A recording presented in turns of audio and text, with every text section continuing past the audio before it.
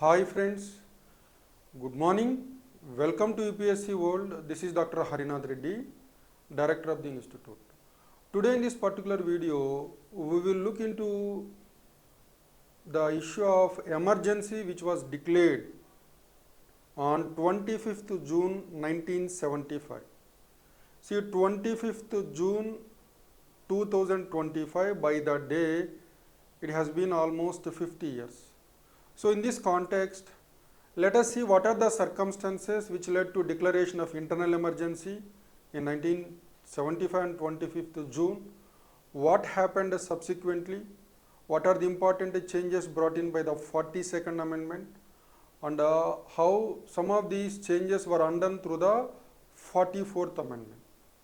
See, declaration of internal emergency on 25th June 1975, it is an important episode in India's post-independent history.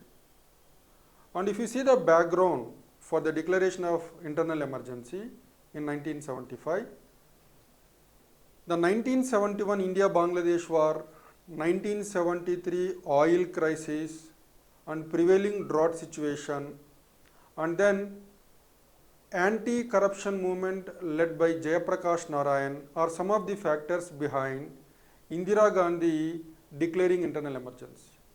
But the immediate factor was in 1971 elections, the candidate who contested against Indira Gandhi, Raj Narayan, who belonged to a socialist party, filed a case in the Allahabad High Court making an accusation that Mrs. Indira Gandhi abused official machinery to get elected to Lok Sabha, thereby violating the provisions of the Representation of Peoples Act 1951.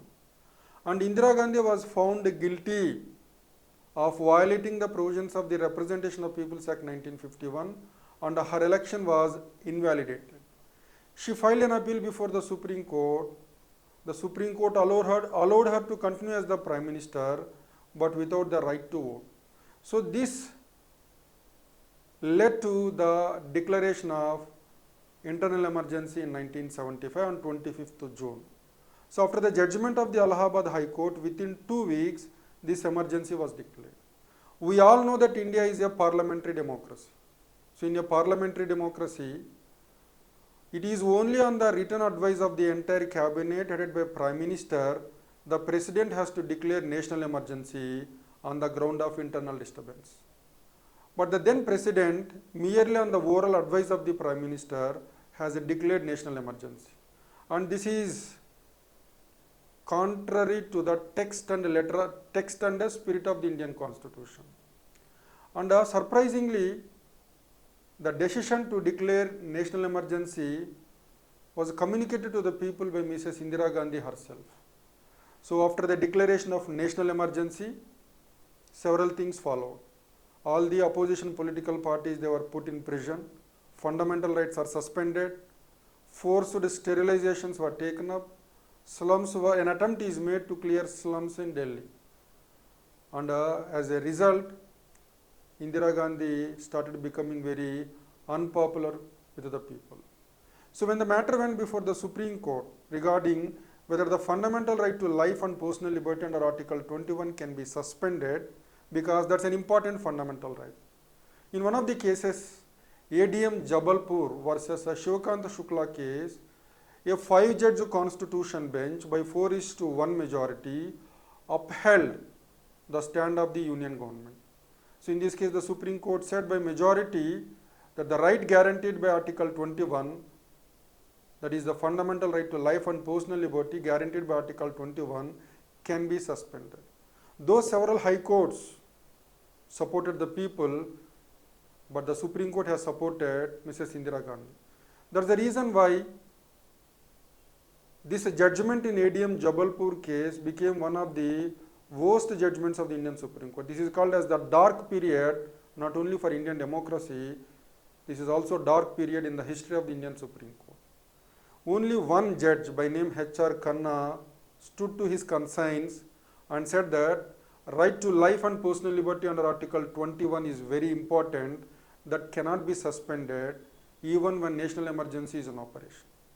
This is quickly followed by several amendments to the Constitution brought in by Mrs. Indira Gandhi through the 42nd Constitutional Amendment Act of 1976.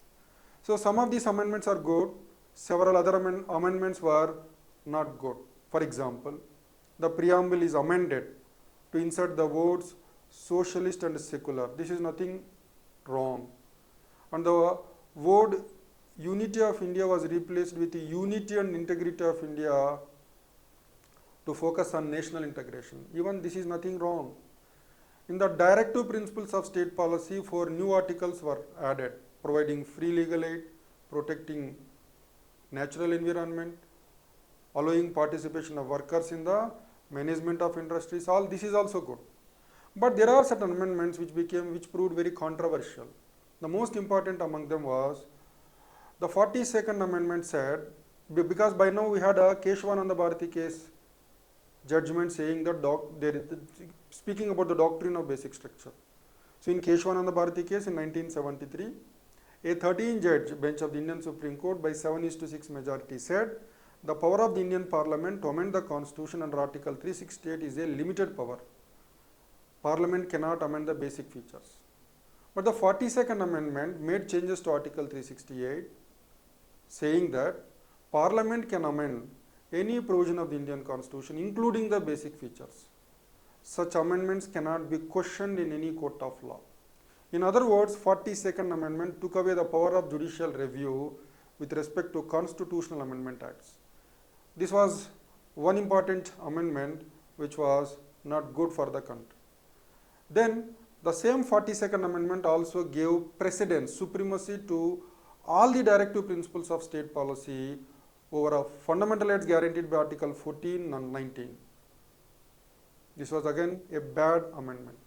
It also increased the tenures of Legislative Assembly and also the Lok Sabha. Like this, there were several amendments which are not good for the country.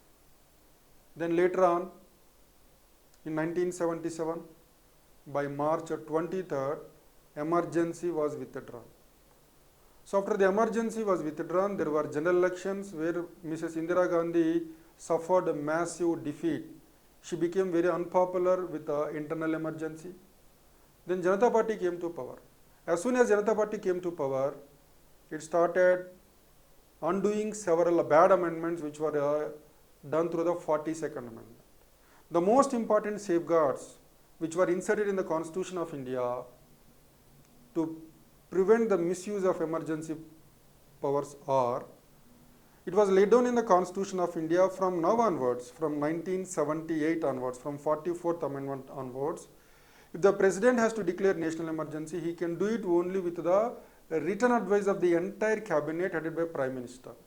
Merely on the oral advice, he cannot declare national emergency. The second one, the ground for declaration of national emergency, there are 3 grounds: external aggression, threat of war, and internal disturbance. The word internal disturbance is replaced with the word armed rebellion because the expression internal disturbance was not clearly defined. So there is a possibility of abusing this particular word internal disturbance, and accordingly the word internal disturbance was replaced with armed rebellion.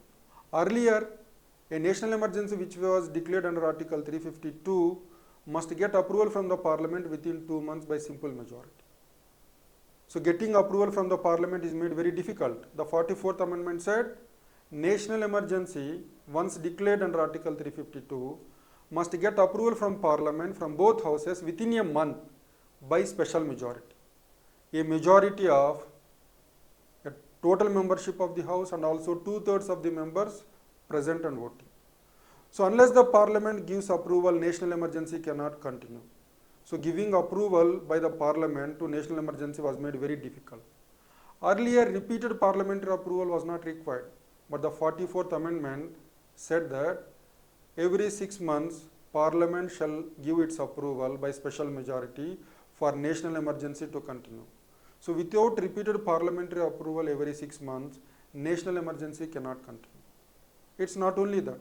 In addition to that, the 44th Amendment said fundamental rights guaranteed by Article 20 and Article 21, they are very, very important fundamental rights.